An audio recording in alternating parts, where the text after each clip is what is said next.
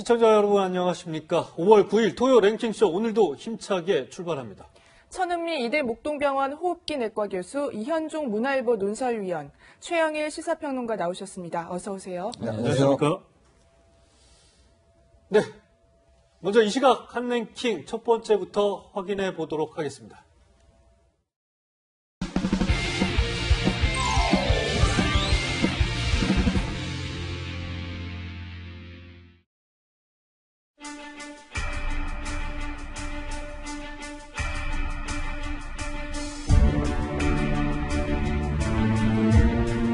또다시 지역사회 감염으로 확산될 우려가 있어 관련 상황 통제를 위해서 신속하게 대응하고 있습니다. 거명했던 3개의 클럽 내에서만 상당한 규모가 되고 있습니다. 맑은 물에 잉크 한 방울이 떨어지면 한 시간 내에 번져나가는 모습을 반드시 보일 거라고 생각합니다.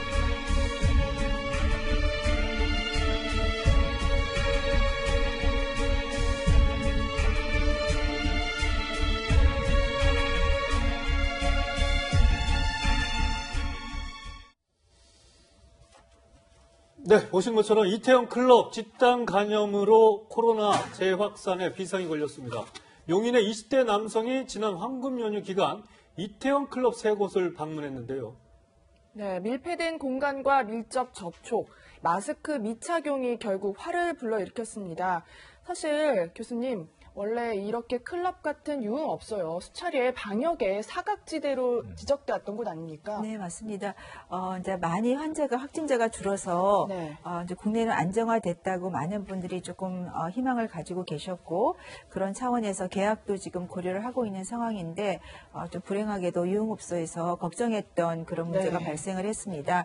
더군다나 이제 생활 속 거리두기로 연장이 된 다음에 이 확진자분 뿐 아니라 주변에 많은 그 확진자들께서 그런 클럽에 가셨고 또 클럽에 가신 분들도 보시면 여러 그런 다양한 군대에 계신 분도 계시고 외국인도 계시고 또 병원 간호사도 계시고 해서 그분들이 근무하는 지역이나 가족분들에 대해서 좀 네. 철저한 조사가 꼭 필요할 것 같습니다. 네. 우선 현재 이태원 클럽 3곳 방문자만 1,500명가량으로 파악이 되고 있는데요. 클럽에 들어가기 전에 출입 명부를 작성한다고 하지만 사실대로 명확하게 연락처는 본인인지 확실하게 적었는지도 의문이고요. 클럽이란 특성상 좀 역학조사에 어려움이 많을 것 같은데요. 최영일 평론가님. 네. 이게 1,500명이면 네. 거기에 뭐 2차, 3차 가족들까지 예. 하면 너무 기하급수적인 맞습니다. 감염들이 좀 감염이 우려되고 자, 있습니다. 우선 첫 번째는 1,500명인지도 미확인이에요. 정확한 숫자를 어떻게 합니까? 초기 보도에는 2,000명이라고 나왔습니다. 네. 적어도 3개의 클럽이 포함돼서 여러 군데인데, 자, 문제는 이 안에 그 당일날 밤에만 수백 명이 했을 것이다. 그래서 이제 좀 크게 잡으면 2,000명, 작게 잡아도 1,500명. 문제는 여기 출입한 사람들의 말씀하신 대로 정확한 인적사항 파악이 불가능에 가깝다는 겁니다. 네. 그리고 CCTV를 이제 확인해 보지만 몇 명 정도가 들어찼을까? 몇 명 정도나 마스크를 썼나? 이런 정도는 이 윤곽을 잡을 수 있겠지만요. 네. 결국은 이 확진자와 밀접하게 있었던 사람들을 특정하기가 어렵고 이들을 추정하기가 어렵다는 거죠. 실제로 지금 박원순 서울시장이 이야기하고 있는 바에 따라도 출입 명단은 작성을 했는데 출입 명단에 기록되지 않고도 드나든 사람들이 다수 있었을 것으로 보인다. 이렇게 네. 추정할 수 있겠고요. 지금 말씀하신 대로 그중에 동선이 겹친 몇몇 사람이라도 만약에 감염이 됐다면 말씀하신 대로 황금 연휴 이게 5월 1일에서 2일로 넘어가는 날 벌어진 일입니다. 그렇죠. 6일이었죠. 5월 5일까지가 황금 연휴였습니다. 네. 5월 6일부터는 만약 직장인이라면 출근했을 것이고요. 가족과 뭐 아는 지인들과 접촉을 했을 것이고요. 그래서 지금 오늘 나오고 있는 숫자는 사실은 빙산의 일각이 아니냐. 여기에 대해서 좀 철저한 이제 역학조사가 필요한 대목인데요. 물리적인 한계가 있습니다. 네. 또 이태원 이 클럽을 방문했던 외국인 확진자 한 명이 이 신촌의 클럽도 방문한 것으로 이렇게 좀 알려지고 있는데요, 최영일 평론가님. 네. 사실 참 클럽을 이제 계속 오가면서 하긴 네. 하지만 다른 지역까지 갔다 이 얘기거든요. 그러니까 용인 66번 확진자는 이 2일 새벽이죠. 네. 세 군데를 이태원이라는 그 같은 동네에서 방문을 한 것이고 예. 사실은 전체적으로 보면요. 용인, 서울, 수원, 심지어 강원 홍천까지 리조트에 1박 2일 전반적으로 굉장히 동선이 큰데 여기서 또 확진된 다른 확진자가 외국인의 경우에는 이 이태원에 있는 클럽도 갔지만 신촌으로 이동을 해서 다른 클럽을 들어간 것으로 보도되고 있어요. 네, 서대문구에 있는. 최종적으로는 방역당국의 확인이 필요합니다. 예. 그럼 또 신촌에 있는 클럽 한 군데겠느냐? 다른 주점도 들렀겠느냐?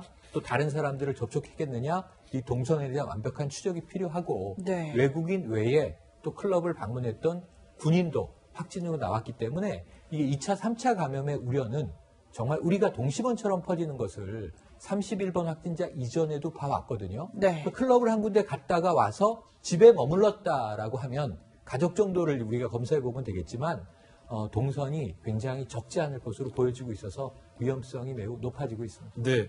지금 사실 제가 집이 경기도 용인이거든요. 수지인데 어제 하루 종일 이 긴급 재난 문자가 계속 쏟아지고 있고요. 또 오늘 서울 직장으로 이제 광화문 직장으로 출근을 했더니 용산구에서도 이 긴급 재난 문자가 쏟아지고 있습니다. 이게 수도권 전역이 그리고 이 활동량이 많은 20대 남성 또 여성들이 자주 가는 클럽 그것도 이태원이고 또 지금 아직까지 확실하게 파악되지 않고 있지만 이 외국인 한 명도 서대문에 있는 클럽을 갔기 때문에 이 수도권, 이 서울의 중심지가 전체적으로 비상인 것 같아요.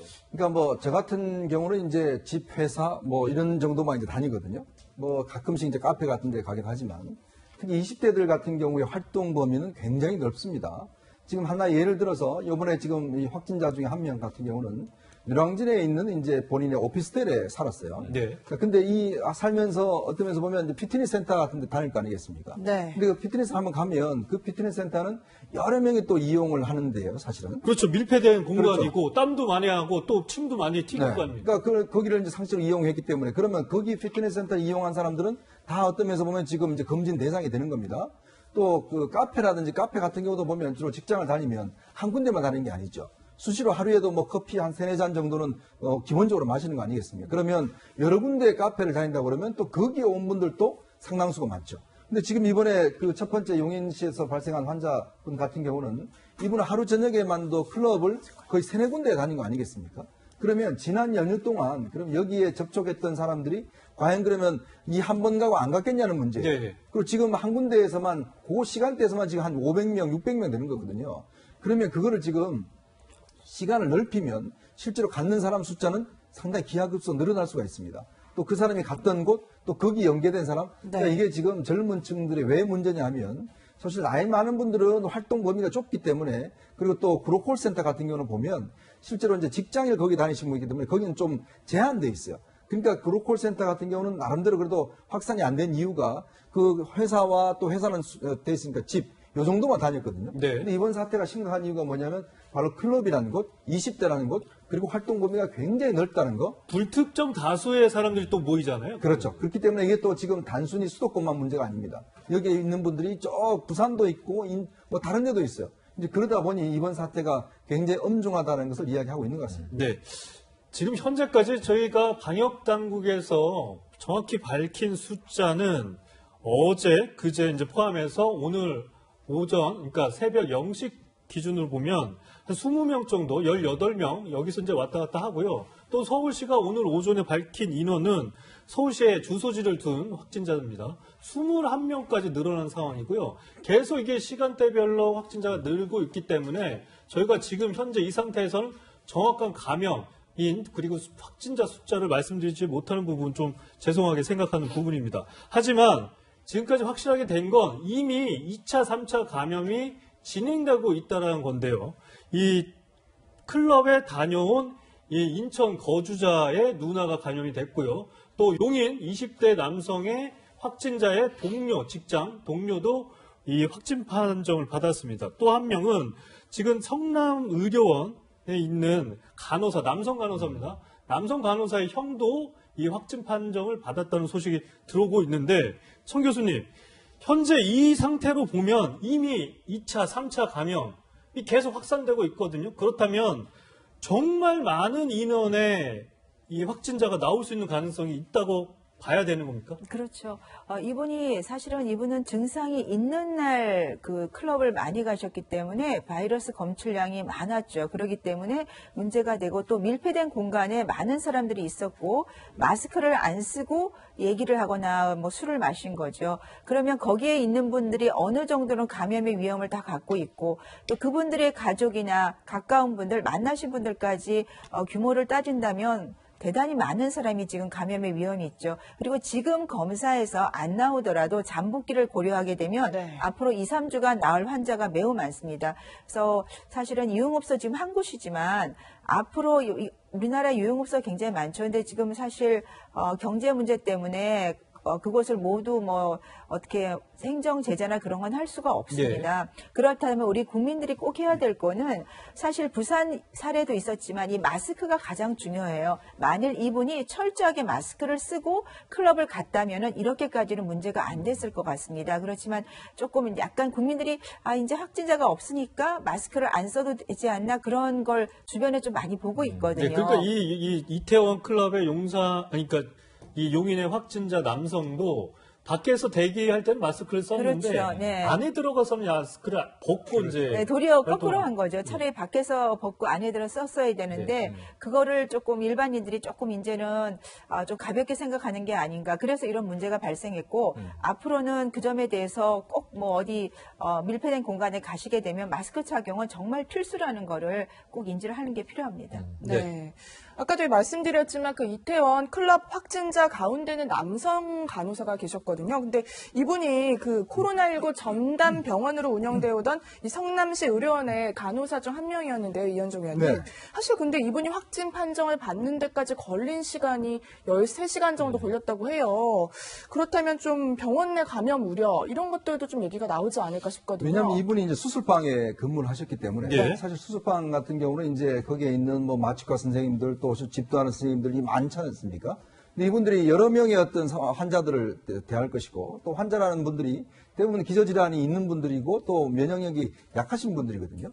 이제 그런 상황이기 때문에 이게 어떤 면에서 보면 확산의 가능성이 이제 우려가 있는 것이고 그래서 지금 성남의료원 같은 경우는 원래 3월 달에 여기가 이제 개원을 하려고 했습니다. 네. 그러다가 지금 이 코로나 사태가 있으면서 코로나 전담 병원으로 이제 운영이 되고 있는 상황이에요. 그러다가 이분 같은 경우 간호사분 같은 경우는 이제 지난 연휴 때 지금 이제 클럽을 갔다라고 지금 이야기를 하고 있거든요. 그런 상황에서 지금 이렇게 되다 보니 지금 일단 증상이 이제 조금 나와서 이제 검진을 했더니 이제 이게 확진 판결을 했다는 것인데요. 이게 지금 왜냐하면 지금 의료진들 같은 경우는 지금 일부 이제 그 증상이 해서 있는데 의료진 같은 경우는 이 확산 속도가 굉장히 빠릅니다, 사실은. 네. 병원 같은 경우가 보면 어떤 감염병의 위험성에서 상당히 노출되어 있는 곳이거든요. 그러면 저 성남의료원을 이용했던 분들, 또 저기서 이제 코로나를 전담적으로 이제 치료하는 병원이었기 때문에 네. 아마 그런 가능성들이 있기 때문에 사실 이번에 보면 군, 그다음에 간호사, 그다음에 지금 뭐 회사원 등등에서 각 직종에 있는 분들이 굉장히 많이 접촉되고 있어요. 그러면서 본다면 예전에 접종 양상, 즉 신천지 사태와 저는 굉장히 좀 기시감이 드는 게 아닌가 생각이 듭니다. 네. 네. 사실 뭐 병원에 이 확진 판정을 받은 간호사가 병원에 이제 확진 판정이 나왔습니다. 통보를 했는데 입원 중인 환자로 이제 착각을 해서 이 늦어진 통보도 하나의 문제점이 아닌가 이런 지적들이 계속해서 나오고 있는 상황입니다. 그리고요, 최영일 평론가님. 네. 군도 지금 상황이 비상입니다. 보니까 이 클럽에 다녀온 하사죠. 사이버 작전 사령부 소속이라고 하더라고요. 예. 사이버 굉장히 작전 중요한 사령부 곳 아닙니까? 중요한 곳이고 국방부의 직할부대예요. 사이버 작전 사령부의 하사 부사관이죠. 요즘은 이제 장교인데 그런데 이태원 클럽을 간 거예요. 여기서 문제 하나가 뭐냐면 자, 우리가 사회적 거리두기가 생활 속 거리두기로 전환된 게 5월 6일이지 않습니까? 그렇죠. 지금 이게 5월 2일이죠. 네. 그럼 이제 군은 지금 바이러스 때문에 초비상입니다. 집단 생활하는 곳이기 때문에. 그러니까 사실은 사회적 거리두기에서 우리 저 군인도 공직자니까 지금 지켜야 할 수칙을 어기고 사실은 어떤 면에서는 밀접 접촉이 발생한 클럽에 간 거예요. 그런데 이 66번 환자 용인 씨에 직접 대면하지는 않은 것으로 확인됐지만 동선은 겹쳤다. 감염됐지 않습니까? 확진자가 된 겁니다. 그래서 지금 장병 한 명이 접촉했는데 확진이 나왔어요. 2차 감염이 이미 이루어졌고 네. 그리고 이제 또 한 명의 군인이 나왔는데 지금 그래서 군이 42명 누적 확진자가 됐는데 이 지상작전 사령부의 간부 한 명이 확진으로 나왔습니다. 용인에 있습니다. 지상작전 사령부가. 지금 용인에서 환자 나오지 않았습니까? 사이버 사령부에 근무하는 하사와 지금 이 지상작전사령부의 간부는 접촉한 적이 없다고 해요. 그러니까 군내 감염이 아니고 이 경우에는 지역 감염 아닌가라고 추정이 되고 있거든요. 네. 그래서 지금 밀접 접촉자들을 또 추적하고 있는 중이에요. 앞으로 수십 명을 또 검사를 해보고 여기서 우리가 막을 수 있는 건지 2차, 3차 확진으로 확진되는지 좀 군도 초비상에 걸린 상황입니다. 네.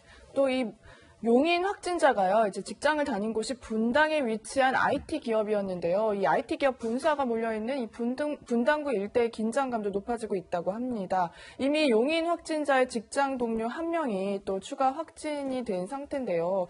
계속해서 추가 확진자가 나올 가능성 아무래도 좀 우려할 수밖에 없는 상황인 것 같습니다, 교수님. 네, 맞습니다.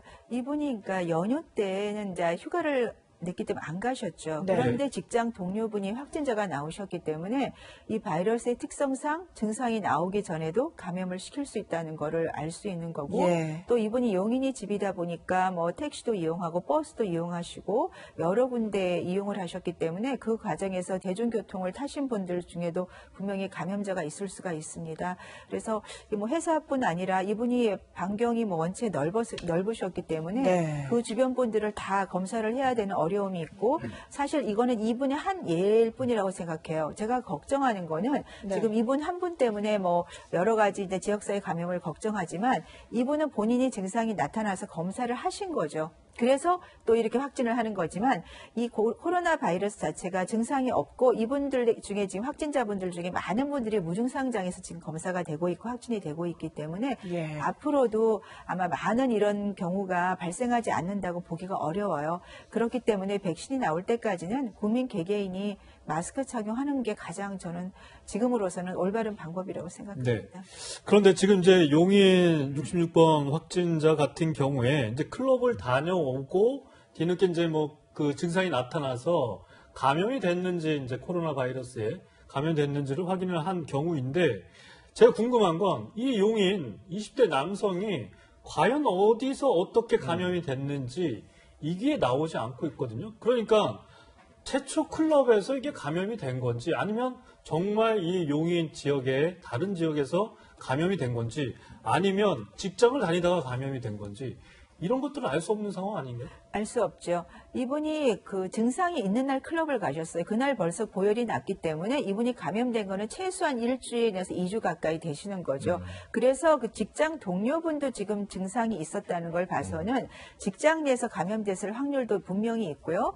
또 여러 가지 뭐 대중교통을 이용하거나 생활시설을 이용하면서 감염이 될 수가 있습니다. 그렇기 때문에 제가 무증상이나 경증 환자들이 굉장히 많은데 지금 우리가 모르고 있고 지나치고 있다는 거죠. 그거를 피할 수 있는 방법은 우리가 스스로를 지키는 방법밖에 없거든요. 그래서 이분을 추적하는 것도 중요하지만 더 중요한 거는 개인 어떤 위생 방역을 하는 것이 지금은 더 중요하다는 걸 알려주는 사례라고 생각합니다. 네. 네. 이현정 위원님. 네. 수도권 인구가 2,500만 명입니다. 그렇죠. 대구가 240만 명이면 한 10배 정도 높은데 이 수도권 전체가 비상에 걸렸다고 봐야 되는 거죠. 제가 어제 보니까요. 어제 정말 시내 교통이 어마어마하게 막혔어요. 어제 뭐 5월 8일 네, 어버이날이 정말 많이 막히고 막히더라고요. 어제 예. 뭐 보니까 정말 저도 집에 가는데 보통 한 뭐 30분에 가는데 뭐 2시간 넘게 걸렸는데요. 네. 그만큼 어떤 면에서 보면 서울시 곳이란 게 경기도 그다음에 인천권하고 다 연결돼 있고 그렇죠. 교통이라는 것이 굉장히 또 다들 하나의 어떤 생활권이지 않습니까? 네. 근데 그러다 보니 유동 인구도 너무 많습니다. 그리고 또 좀 최근에 보면 이 마스크를 안 낀 분들이 굉장히 많아요. 왜냐하면 이제 우리가 확진자가 0명이 나오고 이러다 보니까 다들 좀 안심하시는 확실히 거예요. 줄었더라고요. 네, 확실히 네. 줄고. 네. 그다음에 이제 이 대중교통 이용하는 분들이 꽤 많습니다. 네. 그리고 여기 주변도 뭐 이 채널의 주변도 보면 카페 같은데 점심 시간에 이용하는 분들이 꽤 많거든요. 근데 젊은 분들이 저는 놀란 게 뭐냐면 나이 드신 분들은 정말 이 마스크 끼고 하는 분들이 많아요. 근데 젊은 직장인들은 마스크 안 낀 분들이 너무 많아요. 그러니까 이게 뭐냐면 젊은 분들은 아이 뭐 내가 젊은데 괜찮겠지라고 하는 그런 어떤 안심하는 쪽이 좀 있는 것 같아요. 이제 그게 어떤 면에서 보면 최근에 굉장히 좀 이게 그 약해진 부분이 있고 또 활동 범위도 굉장히 넓습니다. 최근에 네. 이제 피트니스 센터 같은 경우도 보면 저도 이제 요즘 문 닫았다가 최근에 다시 문 열었거든요. 연도가 네. 많더라고요. 그래서 또 그동안 운동을 못하고 살도 찌고 했기 때문에 또 많은 분들이 또 갑자기 또 몰리는 경향이 있어요. 이제 그러다 보니 이게 어떤 면에서 보면 지금의 이분 같은 경우도 지난 연휴가 굉장히 어떤 중요한 기간이었지 않습니까? 근데 저는 우리 보건당국이 조금 이 부분에 대해서 좀 간과한 부분이 왜냐하면 지난 연휴 동안에 어떤 면에서 보면 대부분 기업들이 다 쉬었습니다. 근데 쉰다는 것 자체는 뭐냐면 그냥 본인들이 놀러 다니시든지 뭔가 한 거예요. 그러면 최소한 한 2주 정도는 두고 보고서 우리가 이제 생활 방역으로 넘어가야 되는데 저는 너무 빨리 간 게 아닌가라는 그런 솔직 우려가 있어요.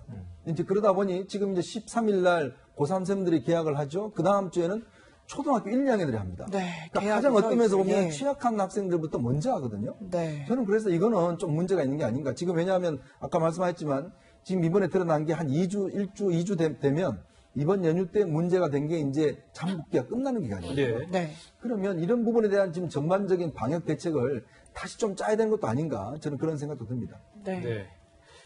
또 지금 그 부산 클럽을 방문한 확진자도 있었다고 하는데요. 다행히 부산 클럽 추가 감염자는 없었다고 합니다. 그런데 좀 궁금했던 게요, 교수님. 지금 어쨌든 이제 무증상 감염자들도 많고요. 그러다 보니까 이제 뭐 감염이 계속 확산될 수밖에 없는데 왜 이태원 클럽에서만 이렇게 확진자가 무더기로 나왔을까? 그런 부분도 좀 네. 궁금했거든요. 부산 같은 경우는 마스크를 쓰셨죠. 그러니까 실내에 들어갔을 때. 네, 이분은 마스크를 안 쓰셨죠. 유일한 차이가 그거라고 생각합니다. 네. 개인 위생을 얼만큼 네, 철저히 맞습니다. 했느냐에 따라서 정해졌죠. 네네, 그것이 가장 예. 큰 요점이고 그래서 예. 마스크 착용이 지금은 가장 중요한 포인트라고 계속. 근데 뭐 보통 그럴 것 같아요. 클럽의 내부에 들어갔는데 이렇게 뭐 저도 가보진 못했지만 이렇게 격렬하게 몸을 흔들고 춤을 추는 공간인 거잖아요. 또 다른 파트너들이랑 큰 음악 소리 때문에 대화를 나눠야 되는데 클럽 안에서 오히려 마스크 쓰고 있는 게 이상한 거 아니에요? 그렇지만 그래서 유흥업소 자제를 지금은 해야 된다고 말씀을 드리는 거고요.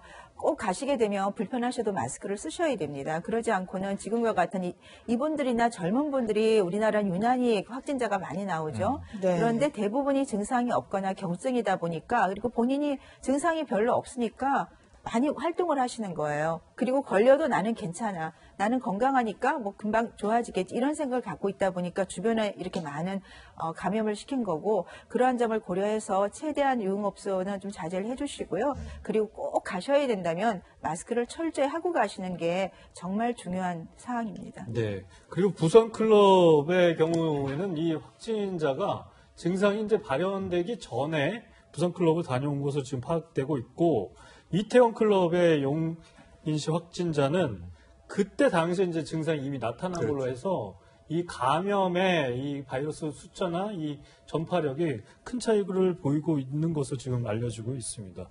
예. 청 교수님, 마지막으로 지금 상황에서 뭐 앞서 이현정 위원이 말씀하신 것처럼 등교 계약이 이제 다가오고 있잖아요. 그런 부분에서 연기를 해야 될지 방역 당국이나 정부에서도 좀 고민이 많을 것 같아요. 어떻게 판단을 해야 됩니까? 네, 저도 동의를 하는데요. 사실은 연휴가 지나고 잠복기를 고려해서 한 2주 이후에 고3을 개학할 거라고 추측을 했는데 좀 일주를 앞당겼습니다. 고3 입시 문제 때문에. 그렇기 때문에 지금 또 바로 번복을 하는 건 어려움이 있을 거고 고3 등교하는 학생들 중에 지금 일주 전부터 계속 이제 발열이나 여러 가지 호흡기 증상을 체크를 해서 보고를 하고 있죠. 그리고 만일에 증상이 있으면 반드시 검사를 받아야 될 것 같고 그렇지만 그 다음 20일 날은 지금 초 1, 2를 등교를 한다고 하는데 네. 그러니까 돌봄이라든지 그런 어려운 문제 때문에 먼저 한다고 하지만 사실은 아이들 문제이기 때문에 조금 초등학교 저학년에 대해서는 우리가 조금 한번 다시 재고를 해볼 필요가 있지 않을까 생각을 하고요. 지금 온라인 수업이 어느 정도 정착을 하고 있으니까 조금 시간이 걸리더라도 온라인 수업을 충실히 하면서 좀 사태를 지켜보고 아이들 개학 문제를 다시 한번 생각해 보는 것도 필요할 것 같습니다.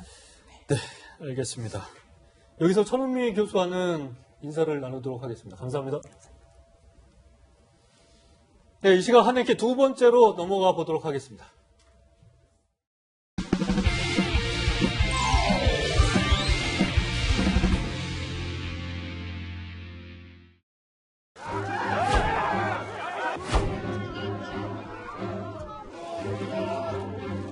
검찰이 왜곡하고 과장한 혐의에 대해서 사실과 법리에 따라 하나하나 반박하겠습니다. 지치지 않고 싸우겠습니다.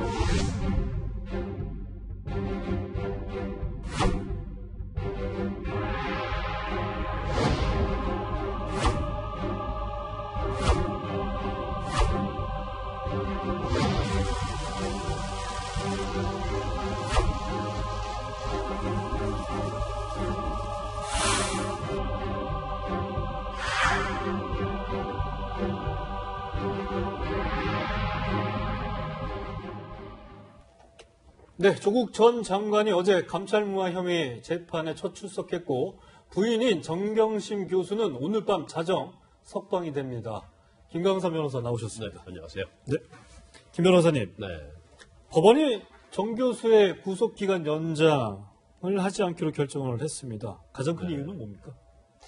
일단 좀 법원에서는 지금 이게 무죄를 다투는 사건이잖아요. 그런데 재판이 6개월이나 진행이 됐는데 사실은 범죄 혐의가 많아서 다 진행이 되지 않았어요. 더구나 정경심 교수도 지금 굉장히 건강 상태가 굉장히 나쁜 상태였는데 아마 재판부에서는 그런 것 같아요. 이제 여러 가지 고민을 많이 했는데 일단 그 사유 자체는 증거 인멸의 염려가 없다는 거고요. 그다음에 네. 한 6개월 동안 재판을 하면서 이제 전에 보석을 신청했을 때 기각한 이유는 증거인멸 가능성에 대해서 얘기를 했었는데 네. 네. 그 이후에 재판이 좀 진행이 됐거든요. 그래서 증인들이 나오고 재판을 했기 때문에 이 정도의 어떠한 재판이 진행이 됐다고 하면 향후에 이제 증거인멸 가능성이 없다. 그걸 이유로 들어서 일단 석방을 했습니다. 그런데 네. 일반적으로 법적인 어떤 관행적인 측면은 추가 기소된 사건에 대해서는 대부분 구속기간을 연장을 하는 게 상당히 많이 있고요. 더군다나 이제 무죄를 다투는 사건인데 만약에 선고 때 실형이 나올 가능성이 있으면 석방을 잘 해주지 않습니다.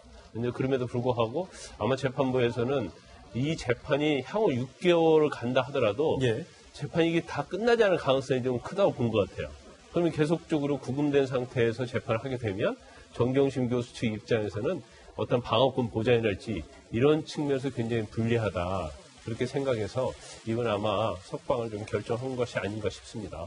네, 그런데 이제 앞서 검찰이 법원에 낸 240쪽에 달하는 구속 연장 사유서를 보니까요.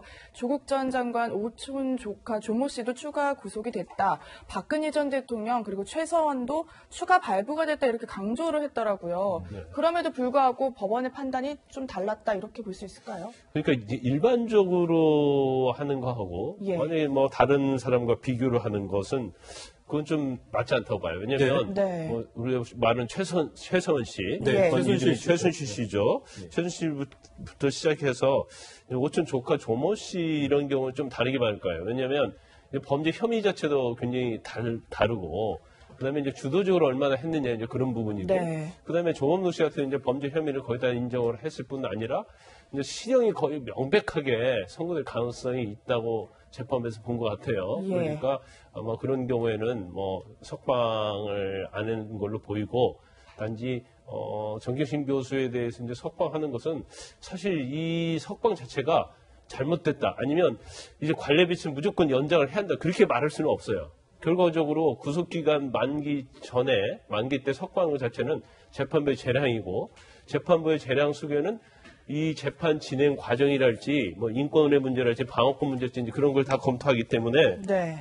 이번에 대해서는 좀 다른 사건에 비교해서 너무 관대하게 하지 않느냐 이제 이런 생각을 할 수도 네. 있지만 이게 절대적으로 그런 기준은 없고 단 한 가지 지난번에 아까 말씀드렸처럼 약간 이런 의견은 있었어요. 아니 보석 기각할 때 보니까 증거인멸 염려가 있다고 기각을 했는데 그러면 물론 중간에 어떤 증인 신문이 있었음에도 불구하고 그럼 그 사이에 증거인멸 우리가 없어진 거냐.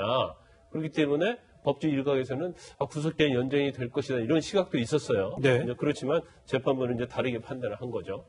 네, 최영일 평론가님. 네. 사실 이게 근본적으로 보면 특혜냐 아니냐 이런 맞습니다. 의혹 제기 이런 네. 것들이 나오는 것 같아요. 최순실 씨하고 그러니까 최서원이죠 개명해서 네. 그렇게 불려달라고 이제 정식 언론사들이 요청을 했기 때문에 최서원 씨라고 하겠습니다. 네. 같은 상황인 것 같기도 하고 예. 다른 것 같기도 하고 제가 보기엔 입시 비리라면 최서원 씨하고 비슷한 맥락 아닌가 이런 네, 생각도 네. 들기도 하고. 그러니까 지금 말씀하신 대로 이게 국민들의 관심이 아주 뜨거운 사건이고요. 사회적 여론의 도마 위에 올라 있는 사건이고 또 그런데다가 조국 전 장관 일가가 무고할 것이다. 혹은 아니다. 이건 국정농단 버금가는 강력한 혐의가 여러 개가 있다. 국민 여론도 찬반이 충돌하고 있지 않습니까? 그래서 저는 아까 잠깐 나왔지만 240쪽에 달하는 검찰의 구속 연장이 필요하다는 의견서가 제출됐고 또 한쪽에서는 6만 7천 건이 넘는 유명 작가 이름까지 들어간 이 많은 또 국민들의 탄원서가 법정에 제출이 됐다고 하는데요. 네. 저는 법원이 이 두 가지의 경중을 가늠했을 것 같진 않아요.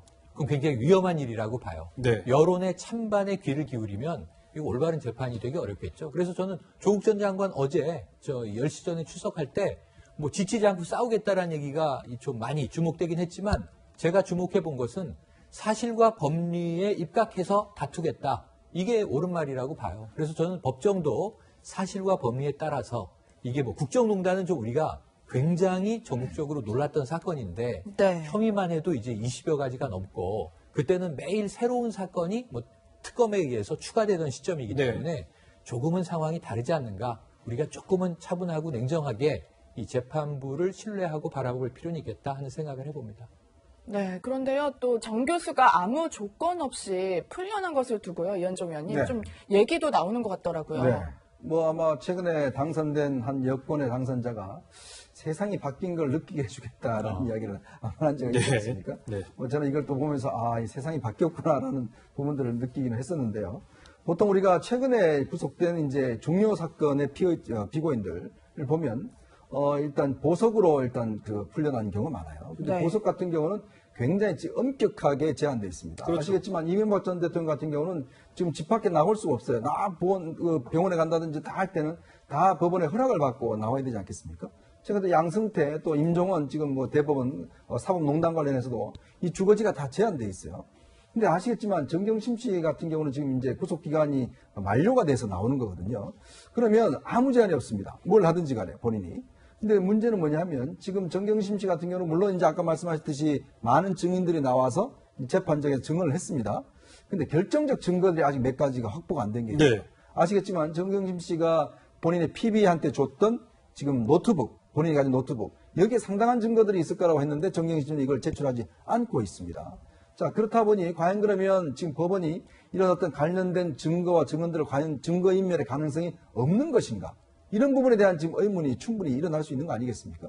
물론 뭐 도주는 뭐 우려는 없겠죠. 그렇지만 제일 중요한 거는 증거인멸이라는 게 본인의 증거뿐만 아니라 증인에 대한 회유도 포함이 되고 있는 거거든요.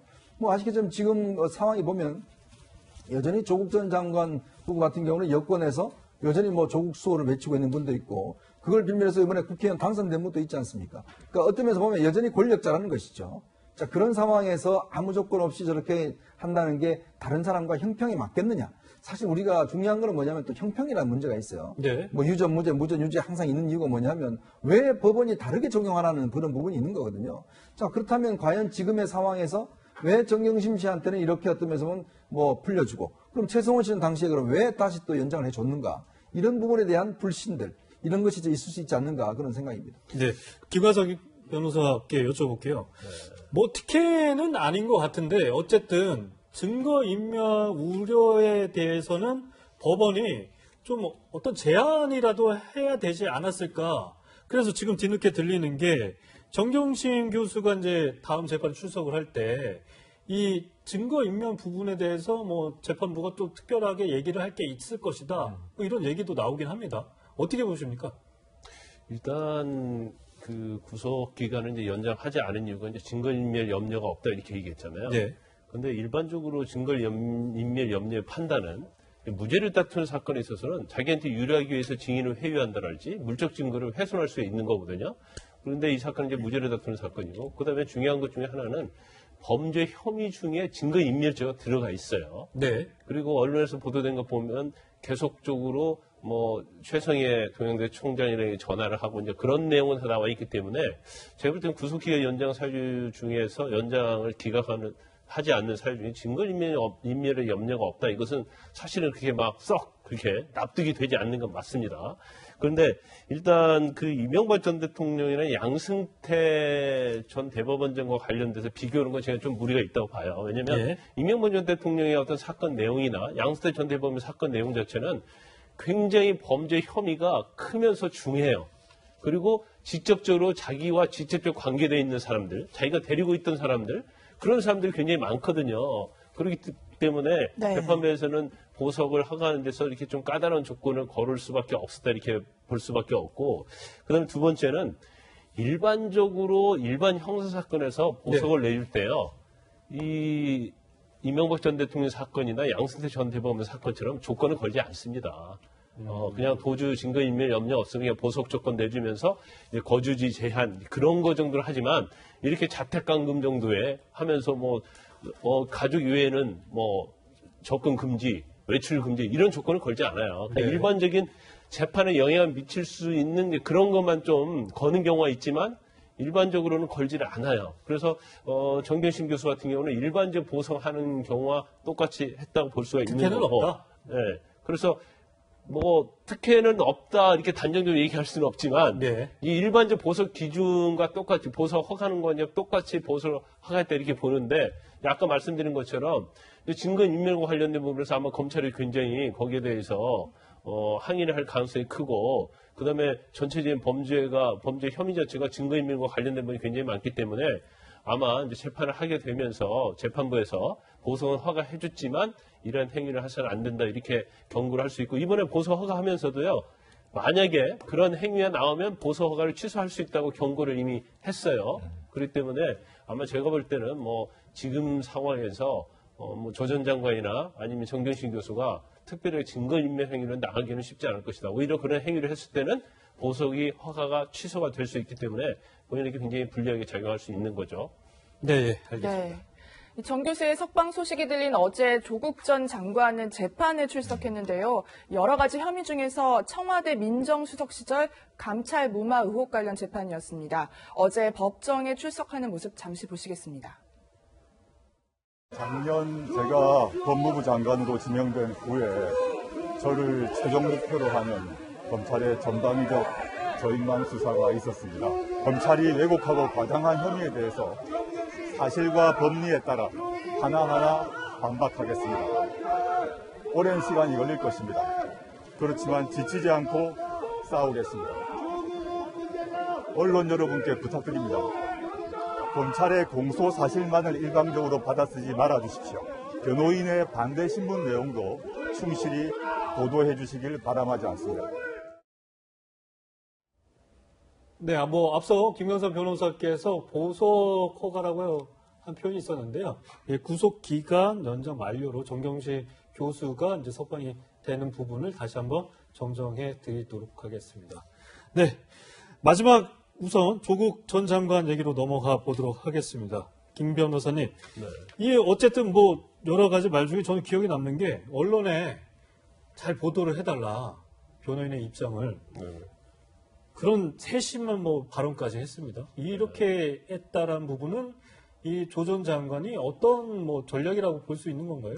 앞으로 재판에 있어서. 본인은 그렇게 생각하고 있는 거죠. 일단 본인의 청문회 시작할 때부터 언론이 거의 받아쓴 것은 이제 검찰에서 수사하는 내용이랄지 압수수색 이런 내용만 받았었기 때문에 자기의 어떤 반론 그런 것들은 언론에 거의 보도가 안 나갔다고 생각하는 것 같아요. 그래서 어떻게 보면 굉장히 매도를 당했다. 그리고 인민재판이 됐다 이런 생각을 하고 있는 것 같아요. 그래서 이전에도 계속적으로 언론에 대한 불만을 좀 표출을 해왔잖아요. 그래서 이번 재판을 하게 되면 사실 이제 검찰의 공소장이랄지 아니면 검찰의 증거로 삼는 그러한 증인들이 나와서 재판을 할 텐데 그런 것들만 보도하게 되면 마치 자기가 유죄인 것처럼 그렇게 국민들이 느낄 가능성이 크기 때문에 그것뿐만 아니라 변호인 측에서 주장하는 그런 내용도 언론에 실어달라 이렇게 얘기를 한 똑같이? 거예요. 네, 똑같이. 그래서 본인 입장에서는 언론으로 따지면 이제 무기평등처럼 똑같이 어떻게 보면 무게를 두고 실어달라 이렇게 얘기를 한 것 같습니다. 그리고 아까 제가 구속기간 연장 약간 제가 말을 잘못한 것 중에 하나가 이명박 전 대통령은 구속기간 연장을 할 거냐 보석을 할 거냐고 보석으로 나간 거예요. 네. 그래서 우리가 보통 일반적으로 구속기간을 연장할 때는 만기까지 채워서 석방하게 하는 경우가 있고 만기 직전에 보석을 신청을 합니다. 그렇죠. 그래서 이제 보석으로 나가는 경우가 있거든요. 그래서 제가 아까 말씀드릴 때는 약간 그 경우를 정 교수는 이제 구속기간 만료로 이제 그렇죠. 석방이 되는 거죠. 혼돈해갖고 제 말씀을 드렸어요. 네, 알겠습니다. 제가 예. 언론의 입장에서 네. 조국 전 장관의 말씀에 대해서 잠깐 이제 논평을 하자면 언론은요, 기본적으로 무슨 본인의 주장을 이렇게 실는 것보다는 사실관계를 기본적으로 합니다. 네. 자, 우리가 검찰의 주장을 어떤 면에서 쓰는 이유는 뭐냐면, 검찰은 일단 사실관계 가지고 일단 이야기를 하거든요. 네. 자, 그럼 예를 들어서 조국 전 장관이 그러면 조민과 그 조민 친구한테 뭐 메일을 보내느냐 안 보내느냐, 이제 그 근거를 놓고 이야기를 하는 것인데, 그러면 조국 전 장관이 그럼 내 이야기도 실어달라고 이야기를 하면 그 부분에 대한 본인의 입장을 이야기를 해야 됩니다. 나는 그런 게 없다라고 이야기하는 게 아니라, 그럼 검찰에서는 이런 증거를 제시를 했는데, 그러면 조국 전 장관이 이걸 보냈냐 안 보냈냐 그걸 확인해 주면 되는 거거든요. 네. 그거를 이야기를 해야 되는데, 그거는 이야기 없이 나는 절대 한 적이 없다 이렇게 해버리면, 이게 사실 언론의 입장에서 어떤 공정하게 실어달라고 이야기를 하는 게 뭐냐면, 사실관계는 사실관계로 이야기를 해야 되거든요. 그러면 그게 잘못됐다든지 위조가 됐다든지 뭐 이런 식으로 이야기를 해야 될 텐데, 근데 조국 전 장관이 그동안 한 행태를 보면 본인의 사실관계에 대해서는 거의 이 취재와 입장을 밝히지 않았어요. 변호인도 마찬가지고. 근데 지금 저는 어제 나와서 한 이야기를 보면 좀 뜬금없다는 생각이 듭니다. 그럼 본인이 적극적으로 그런 부분에 대한 해명을, 구체적인 사실을 갖고 해명을 해야 되는데, 예. 그거 없이 그냥 검찰이 나를 뭐 하려고 하는 것이다 이것만 주장을 하면 언론이 그 주장만을 어떻게 실겠습니까? 그러니까 앞으로는 어떤 면에서 보면 이제 재판이 진행돼서 사실관계 규명할 테니까, 검찰에서 제시하는 사실관계에 대해서 본인도 사실관계를 이야기를 하시면 언론은 당연히 공정하게 실을 겁니다. 네, 알겠습니다. 네. 어제 조 전 장관은 법정에서요, 직속 부하였던 이인걸 전 특감반장과 마주해야 했었는데요. 이 조 전 장관은 유재수 전 부시장에 대해서 감찰 중단이 아니라 종료라고 얘기를 했고요. 이인걸 전 특감반장은 외압이 있었다 이렇게 증언을 했다면서요? 네, 맞습니다. 이게 이제 핵심 쟁점이고 네. 엇갈리는 부분이에요. 일단 네. 검찰은 뭔가 외압에 의해서든 이 조국 당시 민정수석의 판단에 의해서든 이 유재수 씨의 이 부산시 전 경제부시장이죠. 네, 전 부시장. 당시에는 이제 금융위 간부였죠. 네. 그런데 이제 비위 행위가 있었고 그것을 이제 감찰해야 되는데 덮었다. 이게 이제 검찰의 직권 남용에 대한 이제 문제 제기인 거고요. 자, 문제는 이제 조국 전 장관의 입장이 다릅니다. 그러니까 민정실이 어떤 수사를 하거나 기소를 하는 조직은 아니지 않느냐. 감찰을 해봤는데 문제는 있었다. 그래서 인사조치하라고 통보한 선에서 감찰은 중단된 것이 아니라 종료된 것이다. 정상적인 이제 진행이었다라는 주장이에요. 그런데 이 문제는 이인걸 전 특감반장의 증언이 굉장히 중요한데 네. 어제 오후 증인신문이 있었고요. 이인걸 전 특감반장은 자, 조국 당시 민정수석의 결정에 의해서 감찰이 중단됐었다고 기억한다. 이런 입장이에요. 그러니까 사실은 이 부하 직원이었던 이인걸 전 특감반장과 조국 전 장관의 이 감찰 무마냐 혹은 중단이냐 아니면 종료냐에 대한 입장은 조금 엇갈리고 있습니다. 네, 이현종 의원님. 네. 이게 감찰 중단이 아니라 종료라고 하면은 조국 전 장관한테 유리한 부분이 있는 건가요? 어떻게 그렇습니다. 해석해야 돼요? 왜냐하면 이제 감찰에 대한 최종 권한은 일단 민정수석한테 있어요.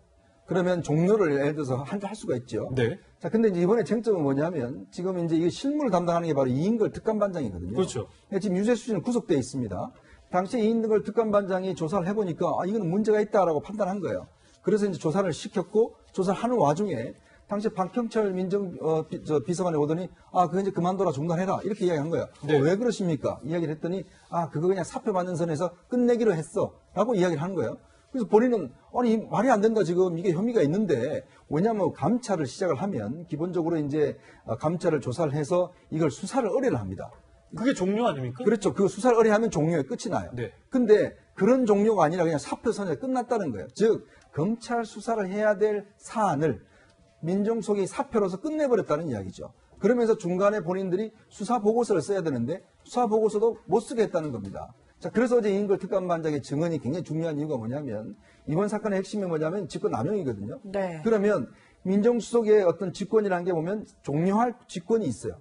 근데 문제는 본인이 이 사건의 중요함과 등등 있는데 당시에 청경덕 행정관이라든지 이런 사람들이 자, 유재수 구속시키면 안 돼. 그 사람 우리 금융 담당이 할 일이 많아. 살려야 한다는 살려야 해. 뜻이었어요. 등등을 해서 이제 로비를 했다는 거 아니겠습니까? 네. 자, 그런 로비를 하다 보니까 이게 이제 이 조국 수석한테 당시에 기회에 들어갔고 그런 상황에서 그냥 사표선에 끝내기로 했다라고 이제 이야기를 했다는 것이거든요. 그렇기 때문에 이인걸 특감반장은 이야기는 이거는 중도에서 덮은 것이다. 그리고 본인이 반드시 이거를 수사보고서를 써서 이걸 어떻게 결론을 내야 되는데 못 냈다. 자, 그런 차원에서는 중단이라고 이야기를 하는 거고 지금 조국 전 수석은 해보니까 별 문제 없더라 라고 종료했다 이렇게 이야기를 하는 겁니다. 네. 네.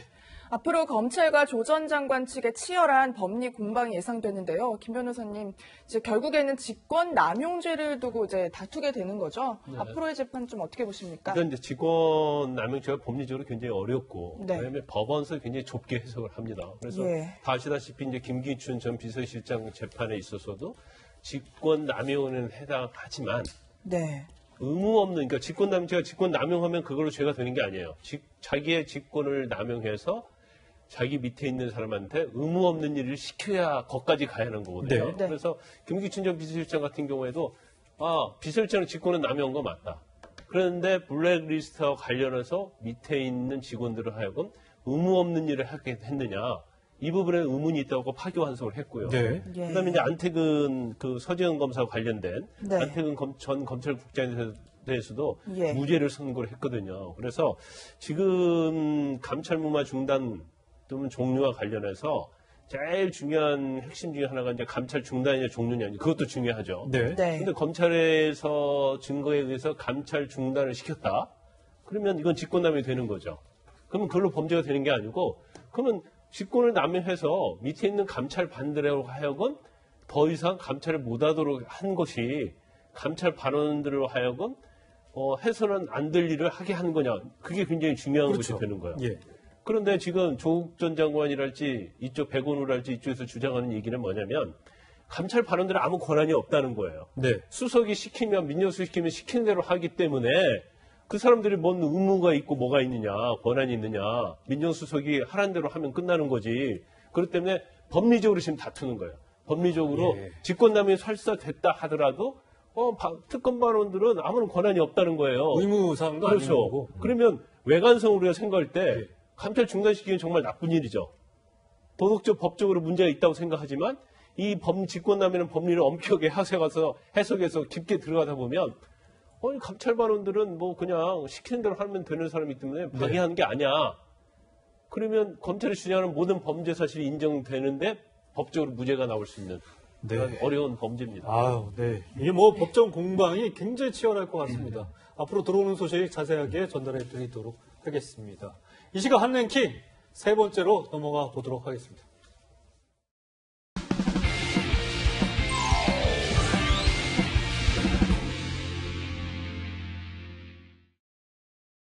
그 수요일 되면 먼 데서도 옵니다.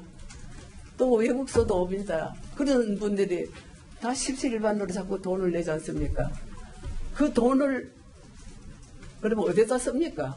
할머니한테 써야지요. 왜 지금 마음대로 씁니까? 너무 억울하고 너무 서럽고 내가 왜 이래 당해야 됩니까? 저 생각입니다. 지금 저 각오입니다. 저는 수요되면 마칠랍니다. 일본군 위안부 피해자 이용수 할머니가 30년 가까이 함께해온 수요 집회에 더 이상 참석하지 않겠다고 그제 선언했습니다. 또 집회를 이끌어온 정의기억연대와 이 단체의 이사장을 지낸 윤미향 당선자에 대한 의혹도 제기를 했는데요. 이현정 의원님, 네. 그 이용수 할머니가 그 위안부 피해자를 위해 모임 성금이 불투명하게 집행된다 이렇게 지적을 한 거죠. 그렇습니다. 이용수 할머니뿐만 아니라 김복동 할머니 같은 경우 등도 보면 네. 우리나라 이제 위안부 문제를 굉장히 인권 문제로 했고 또 이걸 세계화 어떤 문제로 한 그런 공로가 있는 분들 아니겠습니까? 이 피해자 분들이고. 근데 지금 요즘 할머니들이 이제 한 분씩 이제 세상을 떠나시면서 이제 몇 분 남진 않으셨어요. 예. 저는 이용수 할머님의 이 기사는 굉장히 충격적이었습니다. 사실 전 그동안 너무 놀랐어요. 30년 예. 동안 수요 집회가 진행돼 네. 왔고 또 여러 가지 어떤 내부에서 최근에 이제 윤미향 당선인도 이제 배출을 했는데 네. 이 할머니가 주장하신 건 세 가지인 것 같습니다. 첫 번째는 기본적으로 이 정의와 기억연대, 즉 이번에 이제 윤미향 전 이사장이 있었던 수요 집회를 주도하는 단체가 기본적으로 이 기금, 그동안 이 기금을 사실은 매년 한 수십억 원씩 거뒀거든요. 네. 과연 기금 어디다 사용했느냐라는 부분에 대한 이제 의문을 제기를 한 겁니다. 지금 보니까 한 4년 동안 한 40몇억 정도가 이제 4년 거뒀는데 보니까 할머니들한테 간 돈은 한 18% 정도 되는 것 같아요. 그러면 이제 지금 지적했듯이 과연 이 돈 자체가 어디에 사용되느냐는 돈의 사용처에 대한 문제. 예. 두 번째는 그동안 수요 집회가 한 30년 동안 꾸준히 진행이 되어 왔는데 이게 너무 예를 들어서 정치화돼 간다는 거 아닌가라는 이제 할머니의 이제 문제 제기입니다. 즉 네. 뭐냐면 거기에 많은 이제 중학생, 초등학생들 또 고등학생들 참가를 하는데 너무 일본에 대해서 정오감만 심어주는 게 아니냐. 그래서 네. 본인은 이런 어떤 지향점은 좀 아니다. 즉 한일 간의 청년들이 뭔가 함께 할 수 있는 걸 공간들을 만들겠다는 게 이제 할머니의 문제 제기였어요. 마지막 문제 제기는 뭐냐면 이번에 윤미향 전 이사장이 이번에 이제 더불어 시민당으로 7번으로 해서 국회에 진출을 했습니다. 네. 네. 자, 근데 이게 과연 그럼 개인으로 진출한 건지 아니면 이 단체의 어떤 대표성을 갖고 한 건지 본인이 그동안 했던 것들을 어떤 면에서 보면 정치 발판의 어떤 그걸 삼은 게 아닌지 왜 우리 문제 해결 안 하고 그냥 그 정치권으로 갔느냐 이런 이제 세 가지 문제점을 제기를 한 겁니다. 네. 네. 의혹에 휩싸여 있는데요. 정의기억연대 해명에 나섰습니다. 최영희 평론가님. 네네. 뭐 영수증 같은 걸 다 공개를 했습니다. 예, 공개를 했습니다. 그런데 이게 나름 또 의미는 있어요. 왜냐하면 2016년부터 정의기억연대는 예전에는 이 92년에 수요 집회가 시작될 때 37개 여성단체가 모여서 정신대 문제 해결을 위한 협의체로 시작을 한 거예요. 그런데 2016년에는 지금 이제 재단으로 통합이 돼서 재단법인입니다. 재단법인은 이제 회계감사를 엄격하게 받거든요. 네. 그러니까 최근의 문제는 없을 것 같고 90년대 문제인데 이미 95년에 전국민 성금 모금이 이제 시작돼서 여기서 거쳐진 돈에 한 4,400만 원 이상을 그 당시에는 156명의 피해자에게 전달한 영수증을 이제 공개를 했고요. 또 92년, 93년경에도 상당히 오래전입니다만 초창기에도 이제 적지 않은 돈, 한 뭐 1억여 원 정도 되는 돈들을 할머니들에게 썼다라는 영수증을 공개를 했습니다. 네. 그래서 이제 이러한 이제 나름 적극적인 이제 해명에 나섰는데요. 오히려 다른 쪽에 이 이용수 할머니의 이런 이제 뭐랄까 분노가 좀 터져나온 이유가 있지 않는가라고 바라보는 게 이 정의기억연대의 입장인 것 같고 앞으로 이게 진실공방이 좀 꽤 오래 이어질 것 같은 분위기입니다. 네. 네, 윤미향 당선인이 소속된 더불어시민당 측에서도 입장을 내놨는데요. 우선 어떤 얘기인지 들어보시죠. 할머님의 네. 어떤 주변에 계신 최모 씨라는 분에 의해서 좀 조금 기억이 이제 왜곡된 것 같고요. 어쨌든 지적하신 그 단체에 관련돼서도 여러 가지 그 영수증이라든지 이런 게 모두 있기 때문에 네, 뭐 윤미향 당선인도 할머니의 기억이 달라지신 것 같다. 네, 이렇게 얘기를 했습니다. 뭐 여러 가지 물음표가 들기는 한데 김광선 변호사님, 네. 이거 뭐 어떤 의미입니까? 이 기억이 달라졌다라는 표현은 법적으로 어떤 때 쓰는 용어입니까? 기억이 달라졌다는 것은 아마 그런 내용 같아요. 이제 뭐 할머니가 거짓말한다 이렇게 얘기는 못하기 때문에 이전의 태도와 달라진 것 같다. 그러면 달라진 이유는 뭐가 있을 것이다. 그러면서 제3자의 개입설 이런 걸 좀 의문을 갖고 있는 걸로 보입니다. 그래서 기억이 달라졌다고 주장하는 것 중에 하나가 이제 할머니한테 이용수 할머니한테 지원금이 영수증을 줬는데 그 영수증에 다 지장을 찍고 영수증을 받은 모양이에요. 예. 그러면 우리가 성금 모금한 걸 할머니들에게 드리는데 뭐 대부분 다 썼다고 하는 거고 그다음에 또 아마 통화를 시도했던 모양입니다. 근데 통화를 했는데 이제 그전과 다르신 말씀을 하더라. 그래서 아마 이 기억이 달라졌다는 말은 두 가지 의미인 것 같아요. 하나는 연로하셔서 기억이 달라졌다는 의미도 있지만 한편으로는 제3자가 개입을 한 것이 아니냐 이제 그런 이중적 의미로 이 말을 한 것처럼 이제 해석이 돼요. 네. 그런데 일단 이거 굉장히 중요한 문제로 봐요. 특히 이제 위안부 할머니와 관련된 문제고 이제 시민단체 특징은 가장 중요한 건 도덕성, 정당성 아니겠습니까?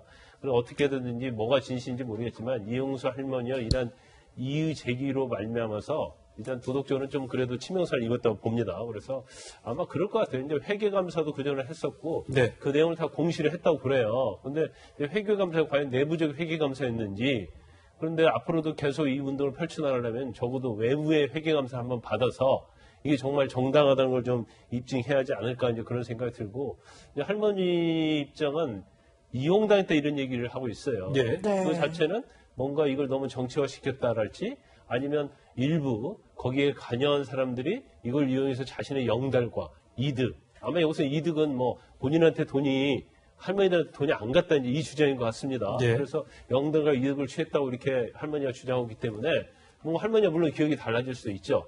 하지만 전혀 또 일리가 없다 이렇게 보기는 또 어렵거든요. 그러면 객관적으로 그걸 조사할 수 있는 사람을 선정을 해서 여러 가지 철저하게 회계 감사를 받고 그렇게 해야만이 다시 원래의 위치로 돌아갈 수 있지 않나 싶습니다. 네. 네. 이용수 할머님은요, 또 2015년 일본과 한국의 그 합의에 관련해서도 얘기를 했었는데요. 윤 당선인이 그 일본의 그 10억엔 합의를 먼저 알았는지 몰랐는지 이 부분에 대해서 의견이 좀 엇갈리고 있어요. 일단 이제 돈 문제만 잠깐 말씀을 드리면 지금 이 정의역 기억연대가 어떤 면에 관점 차이가 있는 것 같아요. 정의기억연대는 우리는 이걸 사회 시민단체다라고 이야기를 하고 있고 할머니들 입장은 우리 지원단체다 이렇게 이야기를 하고 있는 것 같아요. 그 의미가 뭐냐면 할머니들 입장에서는 여기 지원금들이 이제 후원금들이 들어오지 않습니까? 네. 그럼 그걸 우리한테 나눠줘서 우리가 생활할 수 있도록 쓰는 돈이다라는 그런 관점이고 이 단체는 우리는 그런 것도 있지만 실제로 이건 사회운동하는 단체이기 때문에 그러니까 예를 들어서 뭐 참여연대에 마찬가지죠. 그런 단체라는 것이고 지난 4년 동안 모금한 돈이 보니까 49억 정도 됐어요. 네. 그중에서 실제 할머니들한테 쓴 돈은 9억 원 정도입니다. 네. 그중에 나머지 포함해서 26억 원 경비로 썼고 지금 현금으로 남아있는 돈이 23억이에요. 그러면 할머니들 입장에서 보면 이제 어떤 면에서 보면 돌아가실 분들이 많지 않습니까? 연로하시고. 자, 그러면 할머니들이 생활하는데 도움을 줘야 되는데 왜 돈을 그렇게 가지고 있느냐라고 이제 문제 제기를 할 수가 있는 거거든요. 아마 거기에 대한 관점 차가 있는 것 같아요. 그 다음에 이제 이 지난 2015년도에 박근혜 정부에서 일본과 합의를 해서 일본 측에서 공동재단을 만들어서 10억엔, 즉 우리나라 돈으로 한 100억 원 정도 되는 만들어서 할머니를 지원하겠다는 한일 협의가 됐지 않습니까? 예. 근데 그 협의를 할 때 당시에 협의 발표를 할 때 당시에 그 이용수 할머니나 정의용연대에서는 강력히 반발을 했습니다. 왜 우리한테 한마디도 없이 왜 이걸 하느냐? 왜 갑자기 우리가 당사자인데 왜 이걸 하느냐 해서 결국 이 파기가 됐어요. 문재인 정부 들어와서. 근데 지금 이 이야기가 뭐냐면 아니 윤미향 당선인은 당시에 이미 알았다. 이 내용 자체를 10억엔을 준다는 거를. 근데 윤미향 당선인 본인은 처음에는 자기도 당일 알았다 이야기하다가 그 다음날 좀 입장을 바꿔서 그 전날 자기들 기자들이 엠바고를 걸어서 알 때 그때 자기도 알았다 이야기를 하고 있어요. 근데 지금 당시에 여기에 참여했던 지금 다른 사람들은 외교부에서 한 15차례 정도 이미 윤미향 씨하고 상의를 다 했다라고 이야기를 하고 있어요. 네. 근데 이제 문제는 뭐냐면 이제 불가역적 해결이나 평화상 문제라든지 이런 거는 이제 없었다고 이야기를 하지만 그러니까 10억의 문제와 관련해서는 윤미향 씨는 알고 있었고 이용수 할머니는 몰랐다는 이야기거든요. 근데 윤미향 씨는 할머니만 몰랐다라고 이야기를 또 하고 있어요. 자, 그러다 보니 과연 그러면 이 협상을 그럼 미리 알고도 반대를 한 것인지 아니면 진짜 할머니 이야기대로 진짜 우리가 갑자기 우리한테 상의도 없었던 것인지 이 문제는 굉장히 중요한 문제입니다. 왜냐하면 이 합의를 파기한 데 대한 어떤 면에서 보면 책임 문제 또 이 정부 들어와서 이걸 적폐로 규정을 했고 많은 외교부 공무원들이 징계를 받았어요. 네. 이제 그런 상황까지 연결되기 때문에 이 문제는 아마 좀 저는 규명을 해봐야 된다는 생각이 듭니다. 네. 앞으로 계속해서 진실 게임 양성으로 진행이 되는 것 같은데요. 최영일 평론가님. 네. 저는 근본적인 궁금증은 이런 것 같아요. 왜 이 시점에서 이런 문제, 네네. 거의 30년 가까이 네. 두 분이 동반자로 네. 열심히 역할을 해오셨잖아요. 조금 전에 이제 이현정 의원님 말씀하신 그 대목과 관련해서 이제 2015년부터 뭔가 문제가 있었던 것 같아요. 그 문제가 뭔지가 앞으로 드러나야 됩니다. 왜냐하면 이때 이 정의기억연대도 결국은 이용수 할머니 등 이 할머니들의 반대에 동조해서 그 돈은 받을 수 없다. 왜냐하면 이게 배상이나 보상금이라면 우리가 기꺼이 받고 사과를 받겠지만 그때 애매하게 치유금이라는 이름으로 일본 정부가 얘기를 했고 우리 정부가 그걸 받았어요. 이 돈을 집행하는 재단은 따로 만들어집니다. 화해치유재단이라고 만들어지고 별도의 조직, 별도의 이사장이 세워졌다가 이번 정부 들어와서 해체된 거죠.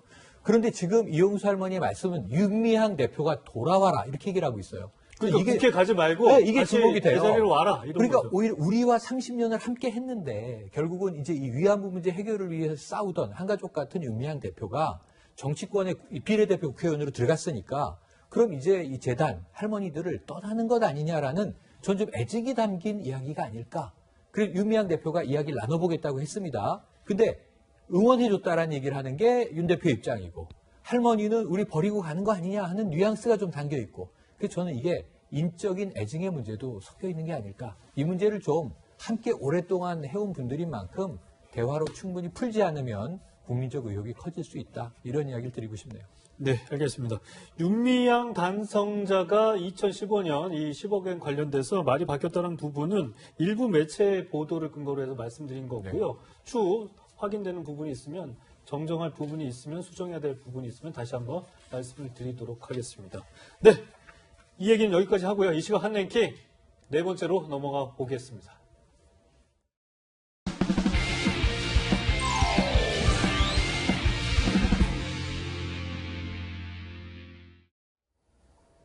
유기동물을 구조해서 분양한다며 방송을 해온 인기 유튜브 채널 갑수목장의 운영자가 이 사기 혐의로 고발됐다는 소식 저희 채널A에서 단독 보도해드렸는데요.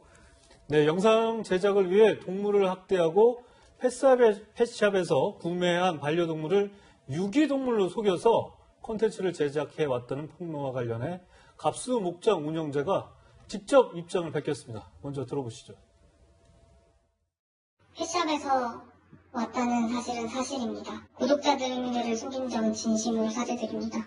친구의 추천으로 송아지와 길냥이들을 찍어 올리면서 관심을 받게 되었고 그 관심으로 더 큰 채널을 바라게 되었고 그러면서 채널을 성장시키고자 거짓된 영상을 찍게 되어 진심으로 죄송합니다.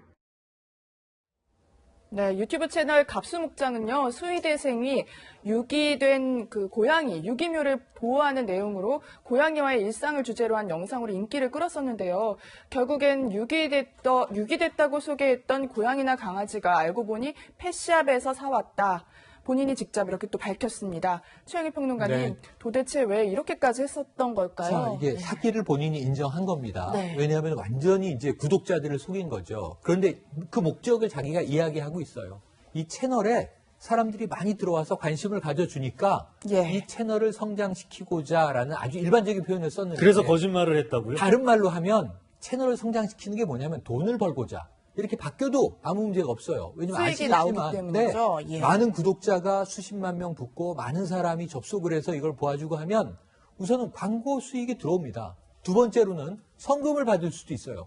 우리는 유기된 이 고양이들을 모아서 이렇게 우리가 먹여주고 재워주고 동물들의 행복을 바라는 활동을 하고 있습니다. 성금 보내거든요. 심지어는 꼭 이 채널만은 아니지만 이 유기묘가 아픕니다. 수술 받아야 되는데 뭐 몇백만 원이 필요합니다. 성금이 거쳐요. 요즘 우리 현대인들이 정말 마음의 스트레스를 동물 영상을 보면서 많이 풀고 반려동물 가족들이 얼마나 많습니까? 그런데 거기다 동정심까지 마케팅을 한 거죠. 버려진 고양이 얼마나 안타깝습니까? 얼마나 예쁩니까? 아픕니다. 배가 고픕니다. 그럼 이제 이 후원하기 위한 노력들을 한단 말이죠. 그러니까 이건 제가 보기엔 사기가 왜 사기냐 하면 채널을 성장시키고자라는 말이 많은 사람이 구독하게 하고자 속였다라는 이야기지만 결국은 수익 모델이 숨어 있는 것 아니냐. 그렇기 때문에 이것은 사기로 성립하는 거고 네. 본인이 자백한 것이다. 이렇게 봅니다. 네, 김관섭 변호사님. 네. 거짓말로 방송을 한 것 같은데 네. 이거 법적으로 처벌을 할 수 있는 겁니까? 근데 우리가 보통 사기쳤다, 거짓말로 네, 사기쳤다 사기라고 말하는데 하죠. 네. 사기쳤다, 거짓말했다는 거죠. 네. 그거하고 이제 사기죄는 좀 구별을 해야겠죠. 그래서 이제 문제가 될 수 있는 것은 법적으로는 사기죄에 해당되느냐 여부, 그 다음에 동물보호법에 해당되느냐 그 여부예요. 그러니까 유튜브 방송에서 거짓말을 하는 것 자체는 저것은 이제 처벌하는 규정은 없어요. 그러면 거짓말 내가 뭐 이렇게 하고 이렇게 유기묘나 유기견을 데리고 와서 잘 키우고 있다. 거짓말을 해서 명예훼손을 한다랄지 그런 모르겠는데 네. 아니면 이제 거짓말을 해가지고 어떤 재산세 이익을 취득하면 사기죄가 되죠. 근데 이 사건을 보면 사기죄의 가능성도 어느 정도 있다고 봅니다. 왜냐하면 사람들이 돈을 주고 거기에서 반려견이랄지 반려묘를 사는 이유는 유기견이기 때문에 내가 거기다 동정심을 가지고 사는 거잖아요. 네. 내가 네. 펫샵에서 사는 거 틀리단 말이야. 그럼 그 동정심을 유발하는 데서 거짓말을 한 거잖아요. 그런데 이제 예를 들어서 유기묘를 다른 분들한테 분양을 할 때 네. 돈을 받지 않았다면 그건 사기죄가 또 그건 아니죠. 사기죄는 아니죠. 그런데 유튜브 같은 경우에는 사실상 광고 수익이 붙잖아요. 말씀하신 것처럼. 네네네. 그러면 어떻게 된 거예요? 조회수를 늘려서 여기도 지금 이 운영자도 분명히 채널을 성장시키고자 했다라고 얘기를 근데 했는데 그건 사실 죄되기는 쉽지 않아요. 왜냐하면 그 유튜브를 보는 사람이 저게 유기묘 아니면 뭐 유기견이기 때문에 내가 구독을 했다. 그럴 수도 있는 거고. 네. 아니면 거기서 노는 모습을 보고 뭐 여러 가지 컨텐츠 내용을 보니까 굉장히 볼만해요. 그러니까 나는 저를 구독을 할 수도 있는 거기 때문에 저거 자체가 진짜 사기죄와 지체죄 연계돼서 하기는 굉장히 어렵고 그래서 그것과 관련해서 사기죄가 성립되기 어렵고 단지 저 유기견 저런 것을 판매를 할 때는 저 사람들 입장에서는 유기견이나 유기묘를 보호하기 위해서 돈을 지급한 거잖아요. 근데 그게 네. 아니고 펫샵에서 사왔다고 한다면 그 사는 사람을 속인 거기 때문에 그 이제 사기죄가 될 가능성도 어느 정도 있다고 보고 그다음에 두 번째는 저 내용 중에 이제 그런 내용이 나와요. 녹취 중에 보면 일부러 굶겼다는 거죠. 굶긴 이유가 뭐냐면 네. 자기 말을 잘 듣게 하기 위해서. 그런 주장에 이제 뭐 이 예. 제보자의 일반적인 주장이 그렇죠. 이게 컨텐츠를 잘 찍기 위해서. 그다음에 뭐 그 과정에서 뭐 햄스터를 물어주게 하고 그런 내용이 나오거든요. 그러면 그 자체는 동물보호법상 동물 학대가 될 수 있어요. 그래서 아마 지금 고발이 된 걸로 보이는데 경찰이 수사하는 내용은 동물 학대 부분하고 그다음에 사기죄가 해당되는지 여부 아마 그 부분을 집중적으로 수사할 가능성이 크다고 봅니다. 네, 이현정 의원님. 네. 저는 김광선 변호사 설명을 들으면서 이거 뭐 유튜브 채널에서 거짓말을 하고 진실을 얘기하지 않고 남을 속이는 방송을 해도 처벌을 하는 게 애매하다. 이런 게 정상적인 것 같지는 않거든요. 그러니까 우리 법이라는 게 어떤 현실을 이제 못 따라가잖아요. 근데 이제 어떤 면에서 보면 그 허점을 이용해서 사실은 이제 금품을 많이 이제 편취를 하거든요. 지금 상황이 저는 어떤 면에서 보면 유튜브라는 이 매체가 1인 매체로서 굉장히 지금 성장을 하고 있는데 문제는 여기서 여러 가지 지금 이제 이야기 나오는 거죠. 왜냐하면 본인의 어떤 구독자 수를 늘리기 위해서 많은 또 거짓말도 하고 또 뭐 의도적인 상황도 만들고 일부러 이제 상황을 만들어서 인기를 끌기도 하고 이렇게 만들어지다 보면 아까 말씀하셨듯이 굉장히 처벌하기가 애매할 수 있습니다. 그러니까 이게 이제 법적으로 좀 따라줘야 돼요, 사실은. 왜냐하면 우리가 디지털 시대가 됨으로 해서 여러 가지 N번방 사건도 우리가 봤지 않습니까? 그럼 그게 현실적인 법으로서 처벌할 수 있는 것과는 좀 달라요. 법이 못 따라가는 거죠. 네. 그런 면에서 본다면 이런 것 같은 경우도 실제로 광고라는 수익을 통해서 그냥 공짜로 주더라도 광고 수입이 워낙 커져버리면 이게 수입이 어마어마하거든요. 뭐 제가 알기로 우리나라 최대 수입 자체는 1년에 한 200억 정도 이상 정도 번다고 하니까 이거는 보통 예를 들면서 보면 그냥 푼돈 버는 차원으로 아닌 거로 저는 보여집니다. 네, 네. 알겠습니다. 또 이번 사건으로요, 배우 유승우 씨의 반려묘가 주목을 받았는데요. 최영희 평론가님, 네.